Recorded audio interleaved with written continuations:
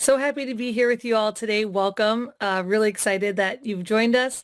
Please drop in the chat what city, state, or country you're joining from. We'd love to know and just hear where you're coming with us from. My name, like you said, my name is Alicia Salmon. I'm currently in Dallas, Texas, so trying to stay cool here. And I run the marketing team with LeapGen, who's going to be sharing their knowledge and information today on this webinar. We're very happy to be here, and we'll be providing some great content, also from our wonderful sponsors from ServiceNow. Real quick, just like he had said, you'll be getting the playback and the deck later on, and we'd love for you to use the chat, interact, ask questions. We'll be utilizing that as well.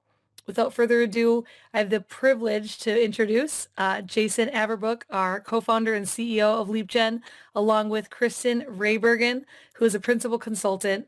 Both bring a wealth of knowledge and experience to you guys today, and we're very excited to hear from them on this topic. So please take it away. Alicia, thanks so much for the introduction, and good afternoon, good morning, good evening to everyone joining. It looks like we already have our first public technical difficulty with our chat feature. So it looks like we're not going to be able to use the chat, but please use the Q&A to ask questions throughout. We usually on our webinars are a little more interactive than this. We're not going to be able to be as completely interactive.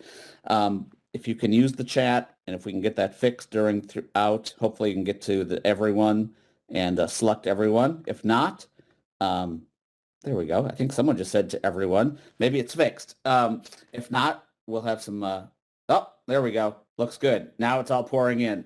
Awesome. Otherwise, we will...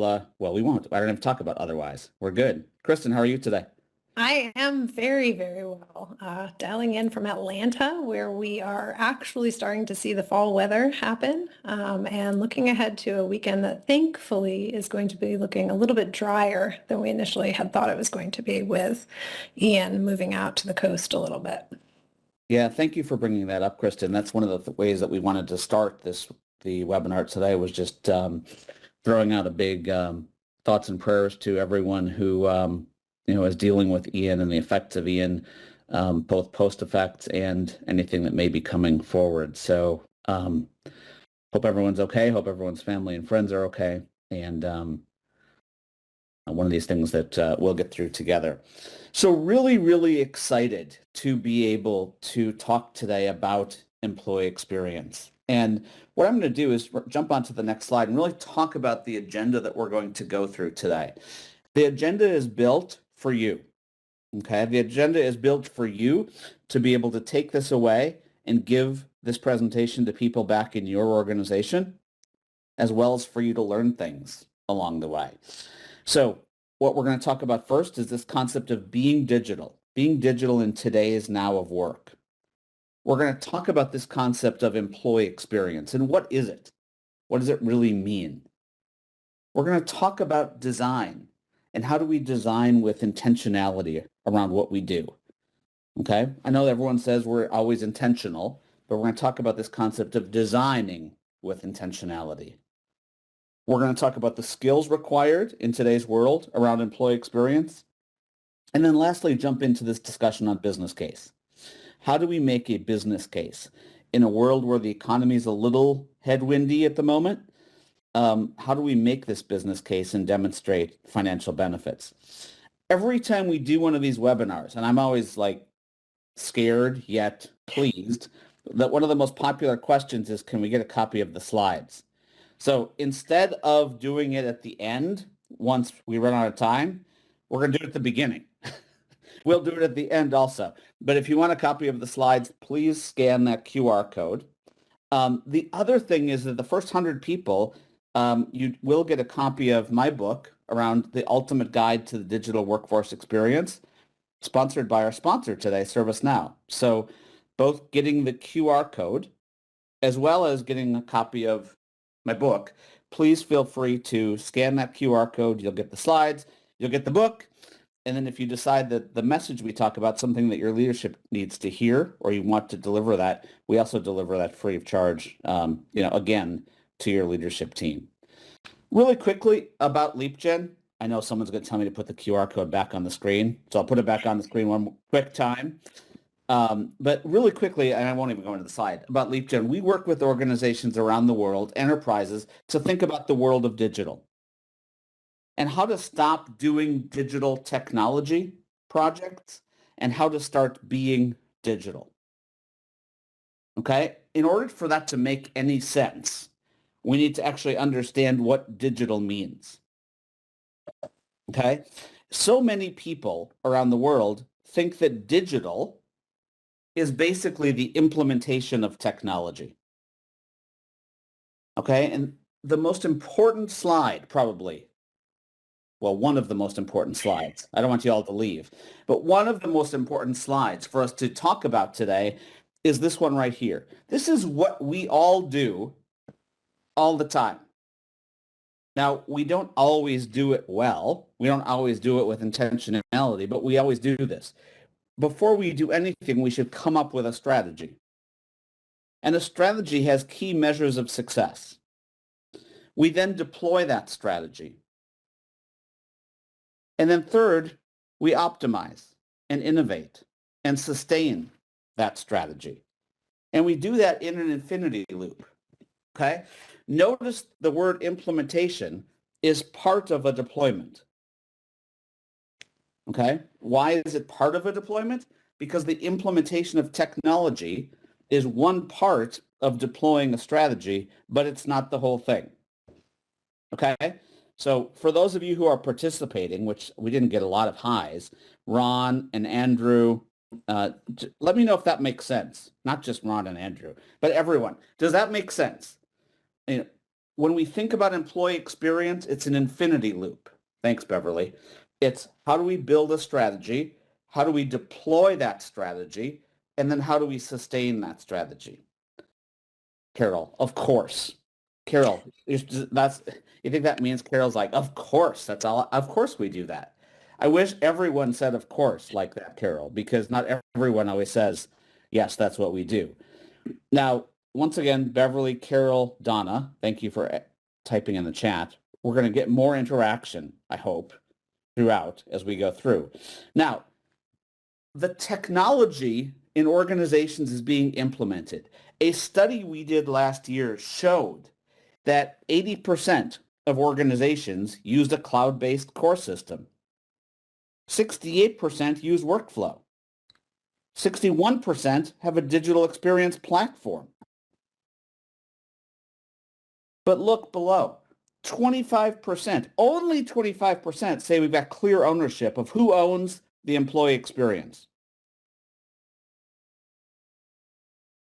Only 25% have a real defined process for collecting feedback.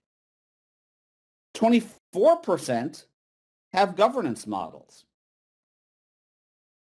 So when we ask the question, why are we not getting the most out of our technology investments that we could? This slide says it all.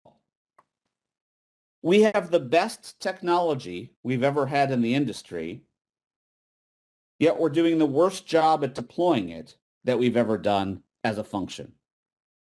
I love, Holly, your comment that yikes. Yeah, that's exactly what my reaction was when I first heard this when we were doing this review internally as well. It truly is a yikes when you think about the contrast between those two. So please, please, please keep this in mind. And what we're going to talk about today is how do we get better at that bottom so that our technology can actually prove the value that it's designed to prove. Now, when we think about digital, we think about these four elements. Okay? Notice one of the elements is technology. But every single HR organization in the world today must be digital. Period. End of story. Like, don't argue that. Okay? That means we're agile. That means we have a defined mindset. That means we design for the right audiences. That means we think about processes and journeys, and we think about how do we leverage technology. That's what being digital means, and we do that continuously. Unfortunately, a lot of us have just done technology projects, which is the last element there on the equation of digital. So when we think about having a mindset, It means we have clear measures of success. So if I say to you, Holly, I want to improve the employee experience, what will that measure of success be in your company? Or Carol, I say we want to improve the employee experience. What will that mindset, the measure of success, be in your company? Every company is going to be different. It's going to have some similarities, but they're going to be different. The second component of digital is knowing who I'm designing for. Our industry has changed so much, you guys, where the only people we used to design for was us as HR. And guess what? We knew what position number was. We knew what effective date was. We could deal with navigating to 19 systems because guess what? We had to, or we weren't going to have a job. When we think about our audience today, whose main job is not to know who HR is or how HR is spelled, guess what? We need to design with intentionality around them. Third, we need to realize that processes generate data, which is so, so important. Data is king and queen, but journeys generate feeling. And when we're measuring experience, it's more about the F, the feeling, and how people feel about their work. And once I do that, then I say, how do I leverage technology to bring all that to life? But unfortunately, so many people start with the 10%, the tech, and they go live. And then all of a sudden, someone pops this on them. It's 2020 outside of work. What year does this new technology feel like inside of work? Like, oh, there's menus. Oh, I have to navigate. Oh, I go to the search bar and type in what I'm searching for and nothing pops up. Oh, I go to the bot and type in a question and nothing comes up. So ask yourself this question. Oh, there's Carol. Carol's got very timely chime-ins. It's 2022 outside of work. What year does it feel like inside of work? And you guys, a really simple way to answer this question. Go to your intranet, go to your portal, and type in, I'm having a baby. And just see what happens. See if it takes you to where you need to get to in order for an employee to actually say, hey, I'm having a baby. What are the things that are going to happen? Okay, usually, weirdly, I actually have to type in I'm having a dependent or add a dependent and beneficiary, which is HR speak, not employee speak. And when I do that, that's when people abandon. And that's when my employee experience becomes friction-filled. So crazy, yet true, the world of work and the world of people changed more in the last 3 years than it did in the previous 50. And just in really brief English, why is that? Because the knowledge economy became real once and for all. It didn't matter where I worked from. It didn't matter where my boss was. It didn't matter if I was using my webcam or going into an office. What mattered was my brain, not my hands. The prior 50 years was all about the manufacturing economy. Kristen, do you want to add anything to that? I just think it's so critical to call this out. I mean, as we think about what's going forward, it truly is forward-looking. We can't go back and make design decisions based on what's been done in the past or what the system did for us in the past or how we worked in the past. We have to think about what we want the vision for the future to be and what's needed to enable that vision so we can go forward. Everyone I talk to is so worried about retaining employees and hiring employees. So as we think about the people who will be our employees of the future, what do they want? What do they need? What are their experiences going to be like? One of the interesting things, and we'll talk about it later on too, is the interaction points, phone, chat, email. What are your intake channels? As we think about Gen Z entering the workforce, what will that be? What will that look like? How do they interact? The answer is not phones. Jason, you and I have talked a lot about text message and how talking to your son is like you have to break out a thesaurus or a dictionary to be able to understand it sometimes. I don't know if we'll go that far to quite get there in the professional workplace, but that's the type of thinking that we need to be bringing to the table into these conversations. How do I interact with my children who are going to be the workforce of the future? Yeah, it's a workforce, yeah, of the future, workforce of now. I mean, Yeah. which is why we call it that, the now of work. I always ask my kids, any organization we work with, to go onto their career site and apply for a job. So I'll say to my 14-year-old, 15-year-old now, Alex, go apply for a job at this company. And usually he can't get past the front page. I was like, Alex, it's right here. It says careers. He's like, I don't want a career. I don't even know what that means. I want a job. So he gets stuck right there. So it's all about how do we actually think in the lens. Holly's laughing. Think through the lens of how those humans, don't call them users, how those humans actually are.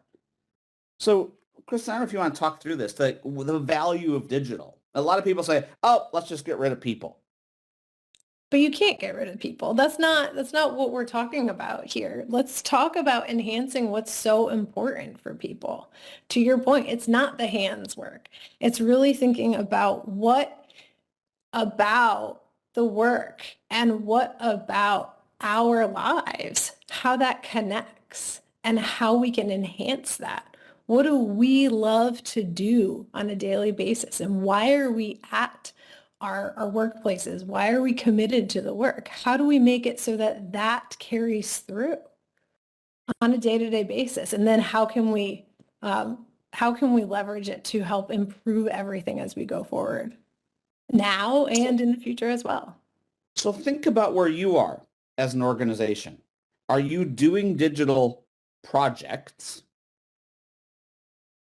Are you just beginning to think about digital? Or are you truly being digital in how you work, how you act, and everything going on? And we have a polling question that I would love to throw up real here quick to say, where are you on the digital maturity curve? So if we could launch that poll, are you just beginning to talk digital? Which, by the way, everyone in your HR organization, your HR leadership team should be talking digital. Are you doing some digital things today? Are you leveraging digital, or are you truly being digital in everything that you do? So you should see the poll. Go ahead and choose A, B, C, or D there. Kristen, where do you think the answer is going to come in? Which ones do you think is going to win? Which Honestly, horse? I think we'll probably be B or C, I think. Okay, we'll leave this open for a minute as we go through this, but please, this is really important to you guys, because the reason we throw this out there is because, first of all, it's important to understand that you're not alone wherever you are. Yeah. Second of all, it's really important to be honest about where you are. Yep. And we have a webinar coming up at the end of October where we're going to talk about what to do in 2023. And there's a lot of HR organizations that haven't even started down this path yet. And how do we start? Where do we start? So be honest about this, as we share these results. And let's go ahead and share the results if we could. That would be great. Ooh, Kristen, nailed it. 48% doing digital, 22% beginning digital, 26% leveraging digital, and 4% being digital. Jason, do you want to flip back a slide just so we can refresh and remind everybody exactly what we mean by all of that?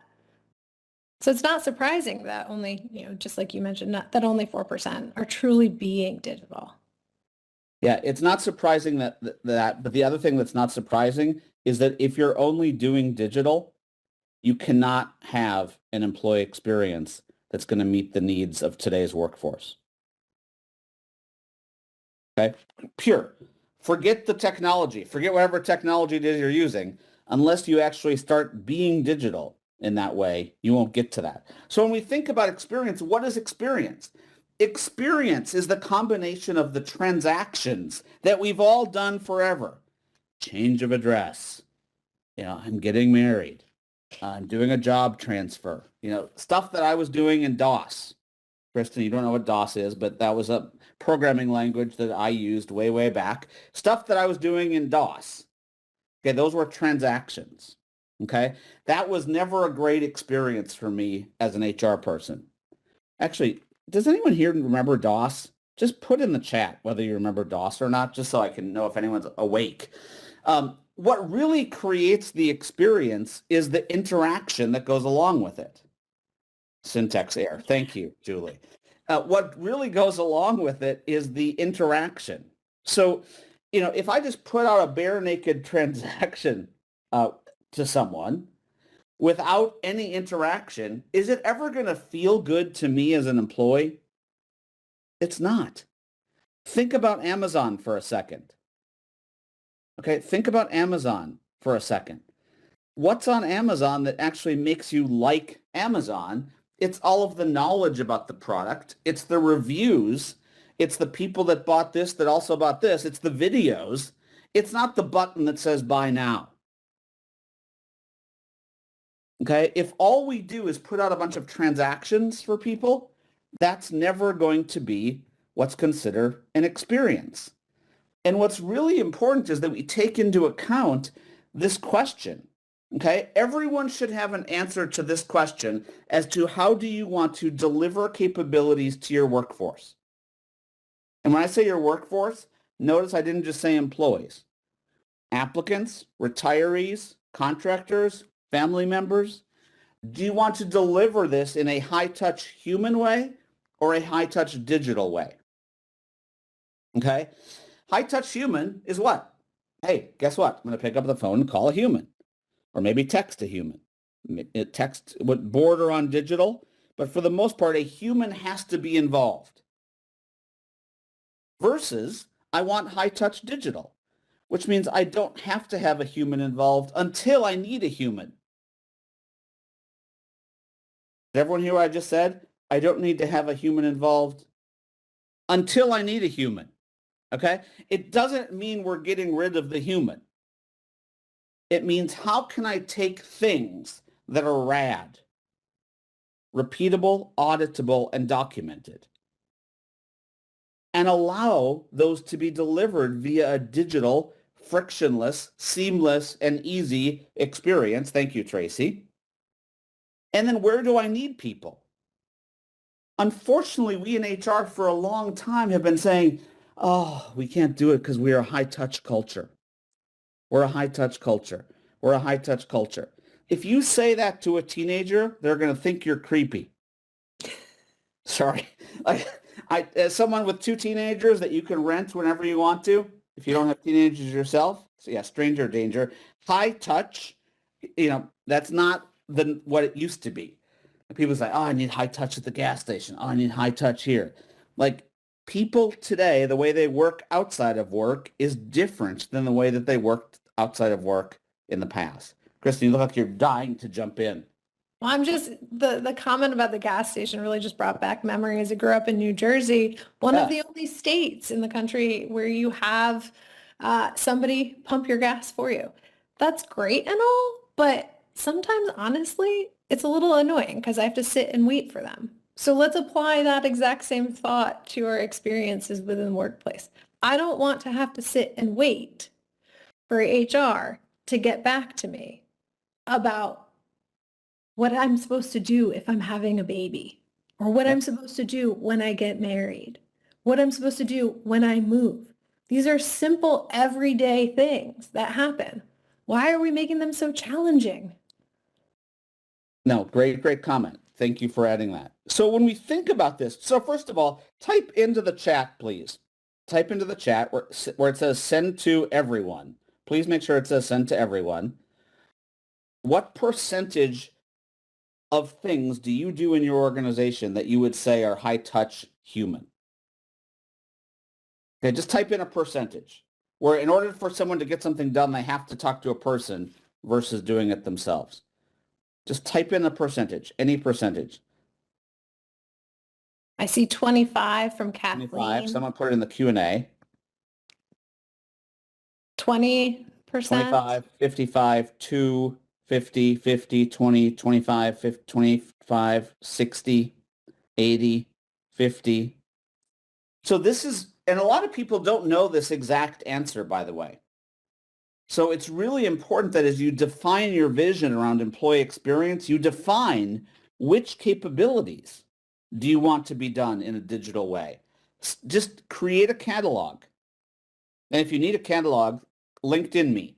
I'll send you a catalog of all of the different transactions. And you can say, hey, which ones do we want to do digital versus which ones do we want to do human? The problem, one of the biggest problems is most organizations do a good job building processes and a terrible job building journeys. Okay? Remember at the start, I said processes generate data, journeys generate feeling. Now, think about all of the work we've done to put in our core HR systems, to put in our talent systems. We've done a lot of process work, and we continue to do a lot of process work. But what if no one can ever get to those processes? What happens? They abandon before they ever get there. So a great journey leads to a better process. But a great process does not lead to an engaging journey. Okay, this is so important, you guys. This is like employee experience mandatory understanding. These two slides. A great journey leads to a better process. A great process does not lead to an engaging journey. Does that make sense? Once again, the yes or no is perfect. But this is so, so important. And I do a lot of teaching at the University of Minnesota where I'm like, guys, if someone goes to the intranet or portal and types in a search and all of a sudden they can't get to the system that they're supposed to get to, what do? Abandon and call.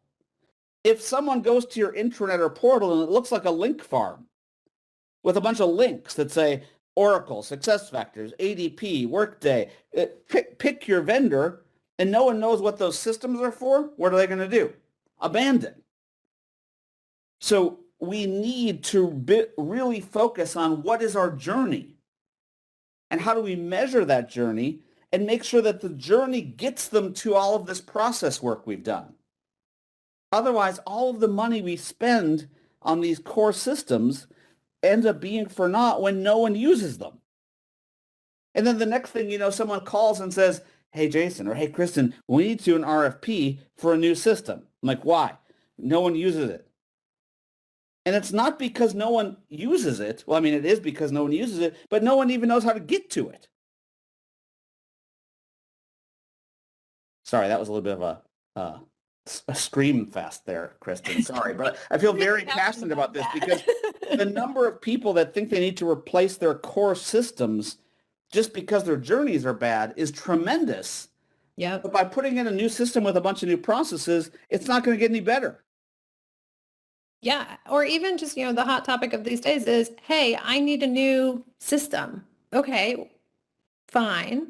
What are you going to do as you put that system in place to ensure that people use it? Let's start at the very beginning. Let's fix maybe what's already in place. But if you truly are moving forward with a new system, be it an HCM, be it an ATS, no matter what, you need to make sure that you are doing everything you can to get the people to use it effectively and in a frictionless environment, in a frictionless manner. So, Kristen, you just brought up the word frictionless. When we think about the word frictionless, the way we get friction is by pushing stuff out to people that doesn't match them. Yep. Okay? So think about this for a second. Actually, I'm going to have everyone do this. Once again, in the chat where it says send to, make sure it says everyone, type in the name of your favorite app that you've downloaded ever. The favorite app that you've downloaded ever, or favorite website. And let's not get explicit.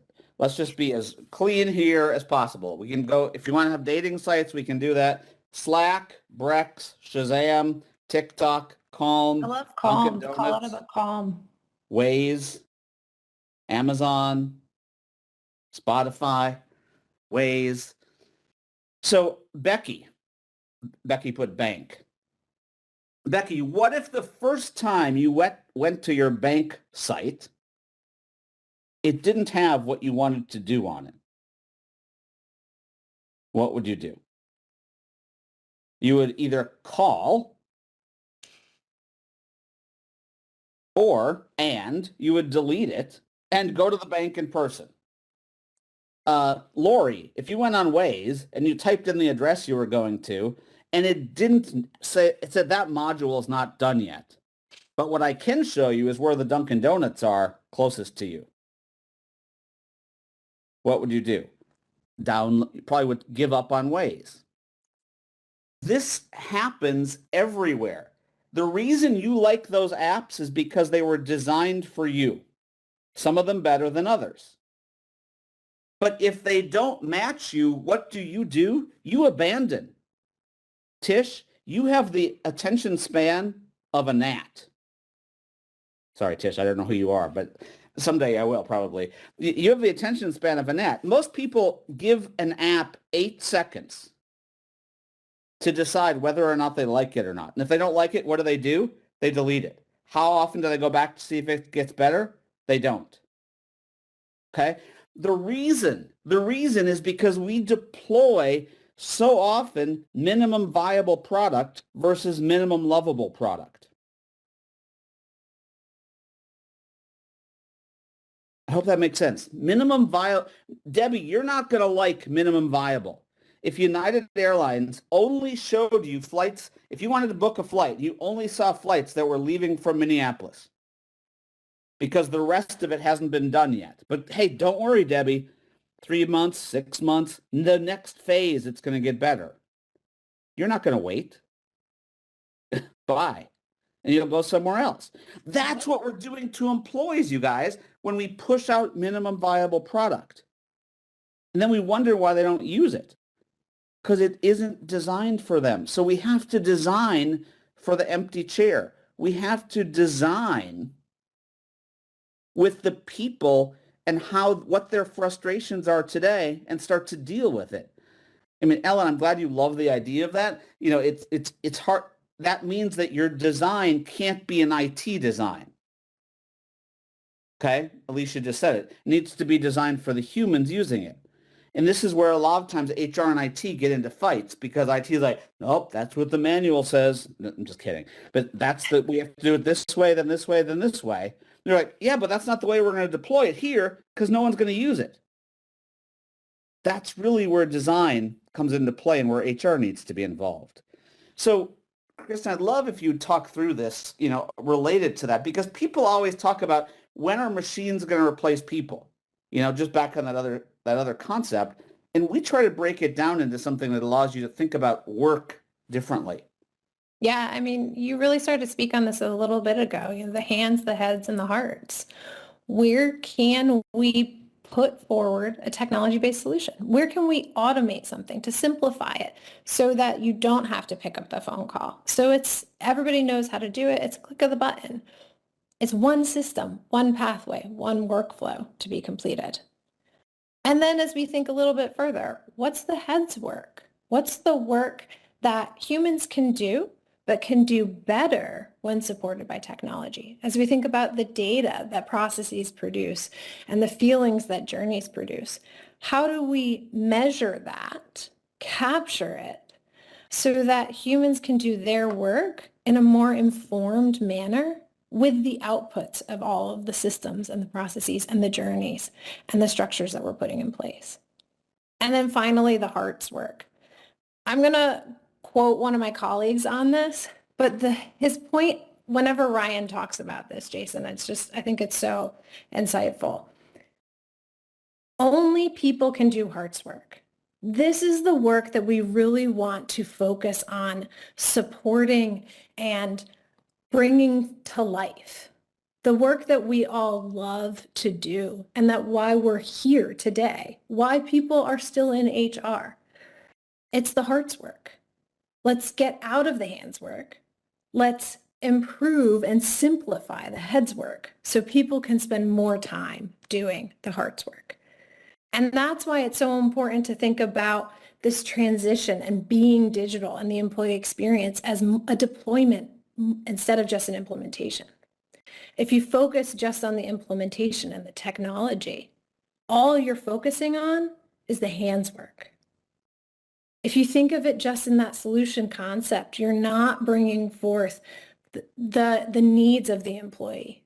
You're not connecting there so that you can empower people to lead with the heart. Yeah, no, thanks, Kristen. I mean, you're never going to have enough people to do all of this stuff in HR. Okay, so in the world we live in today, how do I decide? How do I leverage my people? I want them doing as much of the heart's work as possible. Okay, the hands work, A, they can do themselves in a lot of cases, but B, in a lot of cases, they want to do it themselves. Yeah. Guess what? If you call 50 HR business partners with the same question, how many answers do you think you're going to get? Not 50, but probably 20. Yeah. You're not going to get the consistency that you would if you're digitizing certain things that, back to that rad concept, that are rad. And what we're trying to do, you guys, is create this frictionless experience.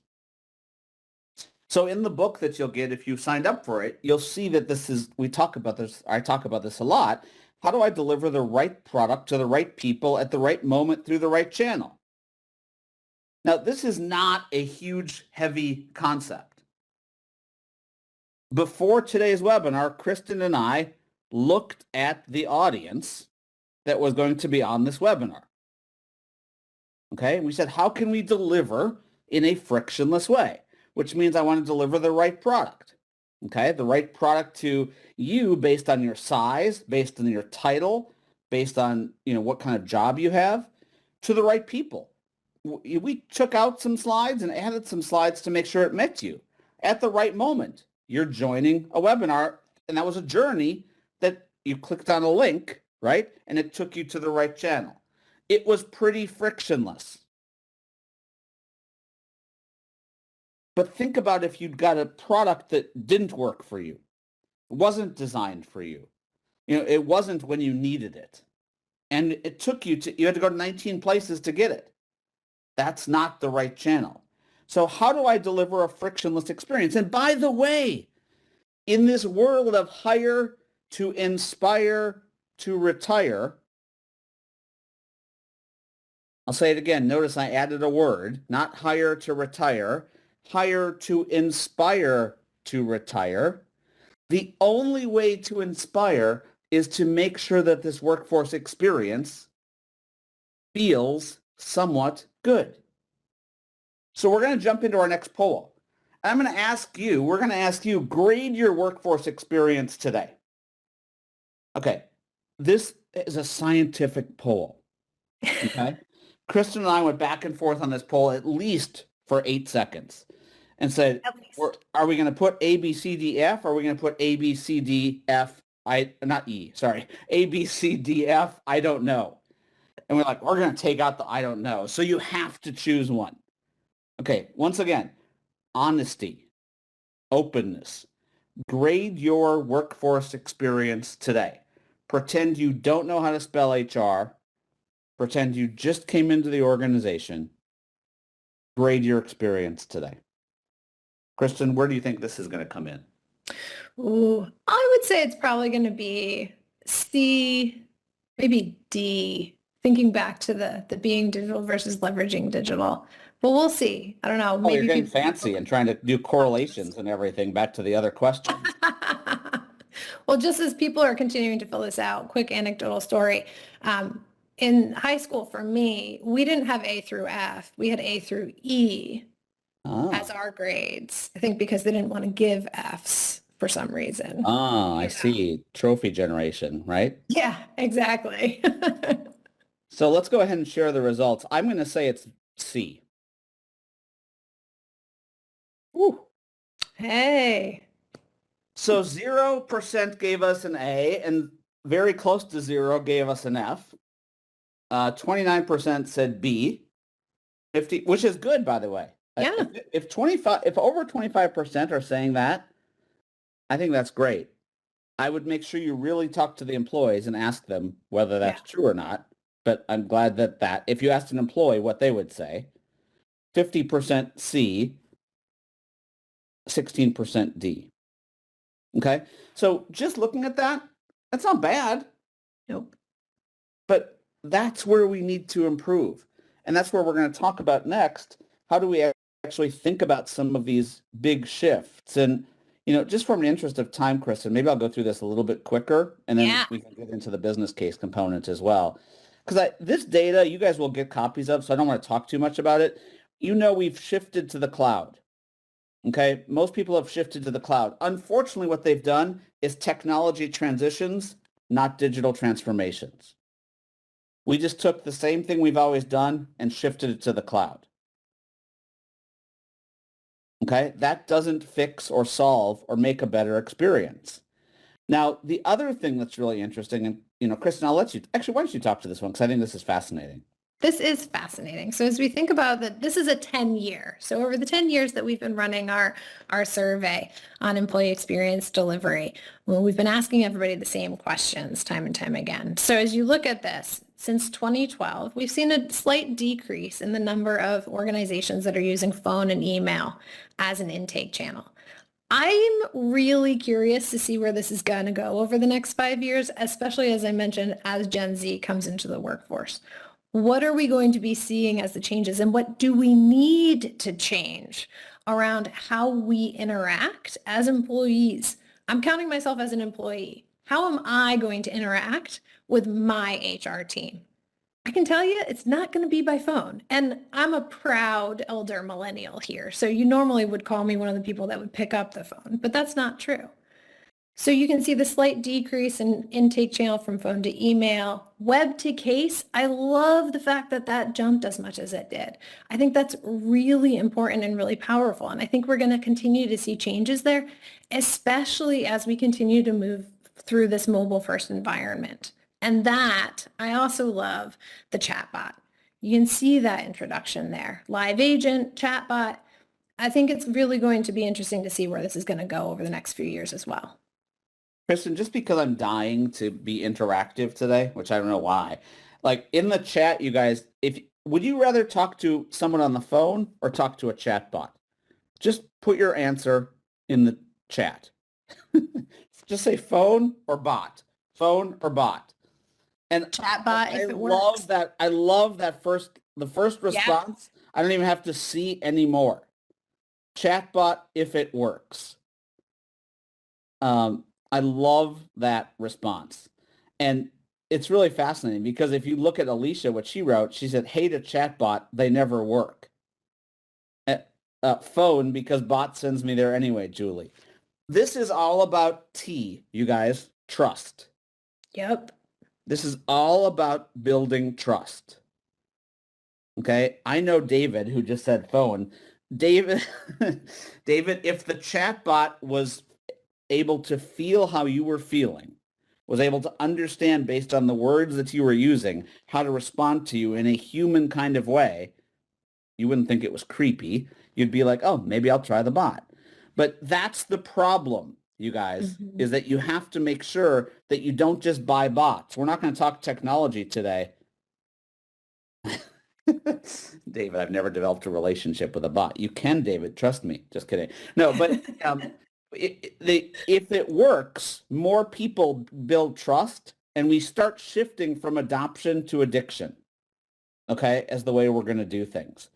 Now, the way that we do all of this, you guys, is through skills. Okay? Trust. Yes, Kevin, thank you. In order to build these types of things, every HR technology organization today has to have these skills. Okay? And some of you that saw my presentation at HR Tech, this is from that. We introduced 10 characters. There's a whole deck of playing cards on them, et cetera, to make sure that people know these skills. Charlie the change agent. Desi the designer. Lou the listener, Diego the data star, Ava the most agile person out there, Axel so adaptable and unlearning, Star the storyteller, Igor the innovator, Cornelius the collaborator, and Victor the visionary. You guys, when I put this slide up, when we put this slide up, it doesn't mean you have to have 10 people or 20 people or 50 people. But if you're saying, what are we going to focus on? What should we focus on learning as to how do we transform ourselves for the rest of 2022 and 2023 around experience? This is the list. This is the list. And then behaviors. Krista, do you want to talk through these behaviors really quick? Because in order to get to ROI, which is how we're going to close, I need to leverage these behaviors. These behaviors, it's so important, and they tie back to those skills as you look at this. Where are we as an organization and how we behave, right? And it's really critical that we think about them as behaviors, not skills, not competencies, but how do we show up? Are we digitally competent? Do we have the commitment? Do we have the fitness, the rigor on a daily basis to ensure that we're showing up in a digital manner? Are we really thinking about the future and the outcomes there? Are we really thinking about how we're going to measure that? Jason, I loved how you called that out at the very beginning. As you go through and design your vision and your journey, what are you measuring to determine and ensure that you're driving towards that outcome? The distributed authority. It's so critical to make sure that you've got the right people thinking about this and being accountable and having authority for it. So it's not one person. So that if that one person decides to leave, wins the lottery, and goes off to a tropical island with an umbrella in their drink, that the vision doesn't go with them, right? And then we've got human centricity. I think that this has been something that we've been talking about, but we haven't really, we've kind of named this. It all needs to be focused on the human. It doesn't need to be focused on the employee. It needs to be focused on the human and how we experience life and how we go through things on a day-to-day basis. Changefulness, it's going to mean that we're going to be evolving over time. We're going to be moving. We're going to be changing. And that has to be something that we as an organization can support behaviorally. You can't be rigid. You got to be agile. And with that comes that product centricity.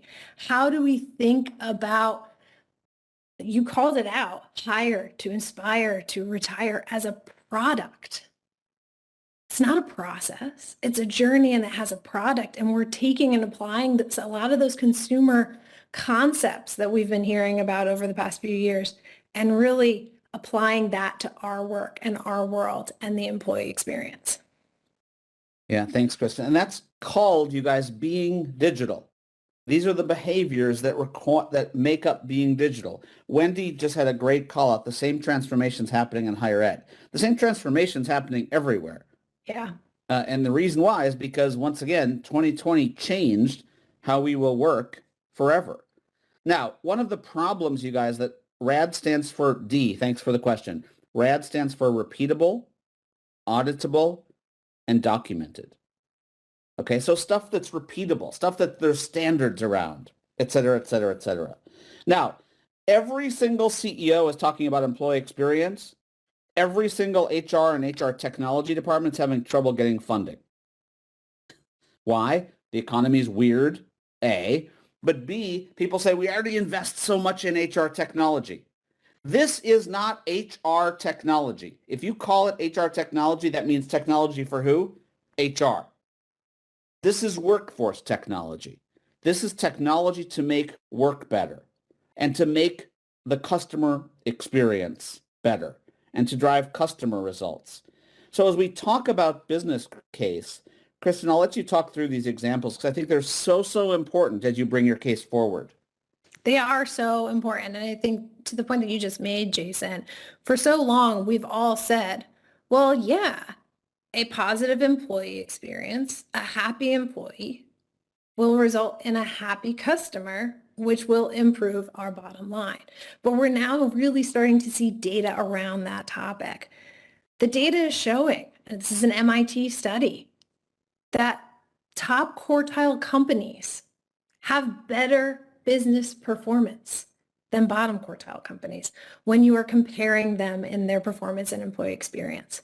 Twice the innovation, which means that they are getting more revenues from products and things that are being released in the past few years. They're more innovative. The customers are more satisfied, higher net promoter scores, and they're more profitable as compared to the bottom quartile companies. It's there. It's in the print. Harvard Business Review echoed this in a study this year. This is a study of a retail company, and it looked at store level financial performance. Moving from the bottom to the top quartile resulted in a pretty nice, I would say, change and improvement in revenue and profits at the per person hour level. And if we think about continuing on down and we think about some of those other items that everybody in HR is talking about, turnover, retention, where's everybody going in this great resignation or the like?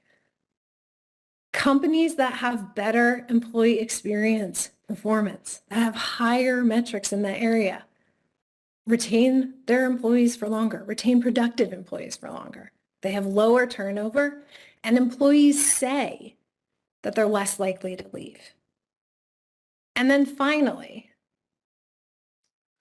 let's flip that on the head, right? We've been talking about what it means for the bottom line, how much additional money it can contribute. It talks about how you retain your productive employees. Let's look at this and talk about what it costs organizations to have disengaged employees, employees who have poor experiences. The cost of reduced productivity, this one was really striking to me. When Jason and I were talking about this, I'm like, this is quiet quitting. This is it. 18% of an annual salary, an employee's annual salary. That's a cost to the company of lost productivity for an employee who's disengaged, right there. And the cost to replace that disengaged employee, they leave. If you look at an employee who has an average salary of $50,000, it could be anywhere from $25,000 to $100,000 to replace that employee. This right here is why it's so important to focus on that experience, to focus on keeping employees engaged as they work with your organization. Yeah, Kristen, thank you for sharing those. There's so many of these. And once again, the goal is to make the case your case. Yeah. And to make the case an HR case, not an HR case, excuse me, but a business case. Okay, and how do we not make it about saving HR money or cutting HR heads, but making about the business case, a true business case? So if there are any questions, please put them in the chat or the Q&A. If you guys would like the slides, which there's packed full of information, please scan here. If you'd like a copy of the book, scan there as well. Make sure you get a copy of the book. And then the other thing that's really important is we have conversations about this weekly. Okay? We have a community that we call the Now of Work. Okay, and I'll put up a QR code in a second on that. But the Now of Work community, which meets every Friday, it's free, by the way, don't worry about cost. All we do is talk about this stuff, okay, and how this whole space, it's such a magical time to be in. I think there's some community members on the call. I've noticed a few names.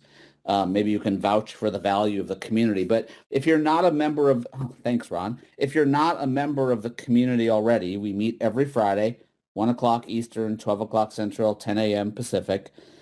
Join the community. It's a great way to understand what's going on in the space and a great way to understand where your peers are as we all work on this together. So I see one question. Maybe we'll take this question and I'll turn it back over to Alicia just as we wrap up on time. I'll put this other slide back up so you guys can scan this as well. The question is, thanks, Holly. The best hour of the week. Thank you. The question that came in is, and Kristen, I'd love your thoughts on this, from a service delivery standpoint and how we deliver services, where do we start in thinking about experience versus service delivery?